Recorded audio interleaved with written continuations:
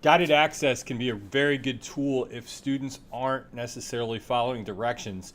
You won't want to use this for every student, but it could be good to have in your back pocket. So here's how it would work. You get the student's iPad, you go to the settings gear right here, and you make sure that you are in the general section. When you're in the general section, you'll see the submenu off to the side, and you'll want to go about halfway down to where it says accessibility. Once you choose accessibility, you'll want to go all the way down to the bottom to where it says guided access. You'll want to turn guided access on by tapping on this button, and you'll want to set a passcode.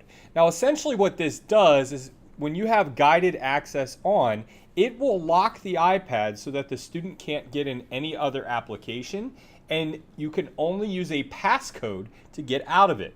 So once we go to passcode right here, you're going to choose set guided access passcode, and you can set one up. Now don't share this with the student, but don't forget it either. So I'm going to use 1 2 3 4 5 6 1 2 3 4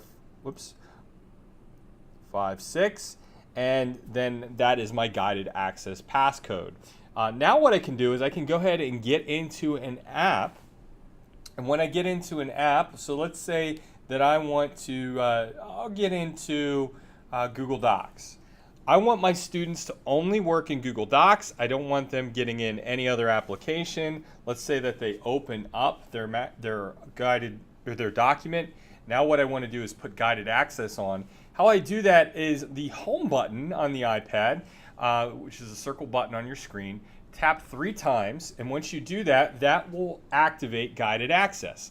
Now you have some options when using it. You can just use straight up guided access by hitting start, and now what will happen is if I hit the home button, as you can see, it's not going to allow me to get out. I can still interact with this document, but I cannot get out of guided access. Even if I try to turn my machine off, it's still going to remain in guided access.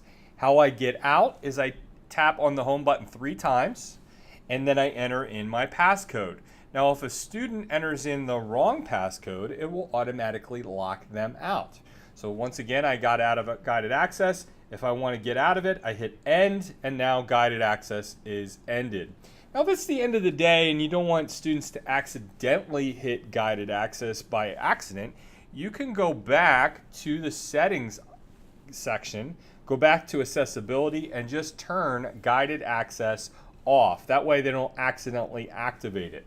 Let me show you another cool trick in guided access. I'll get back into my Google Doc, and I'm going to hit home 3 times. Once I hit home 3 times, there's other features on here that you may or may not be aware of.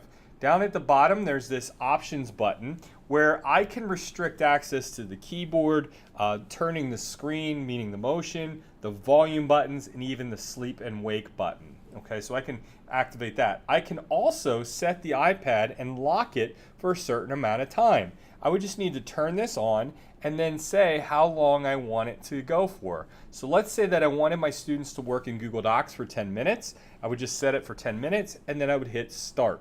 My iPad will automatically unlock after 10 minutes. If you don't want that, you can always turn it off, and you can just go with straight up guided access right there where it says start. So that's a quick tutorial on guided access, a great feature that you may want to consider using in your classroom.